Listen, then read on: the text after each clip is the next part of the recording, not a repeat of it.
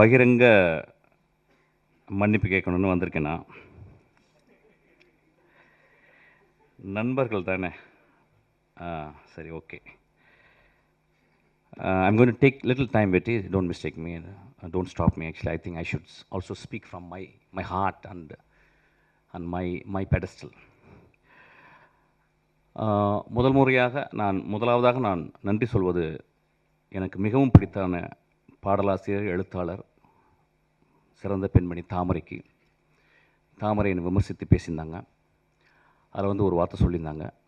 அவங்கள்ட்ட முதல்ல நான் மன்னிப்பு கேட்குறேன். ஆனால் ஒரு விஷயம் சொல்லியிருந்தாங்க, வெற்றி என்னை இப்படி பேச வைத்துச்சுன்னு. 18 வருஷம் போராடி கொண்டே இருக்கிறேன் என் தாமரை சகோதரி அவர்களே.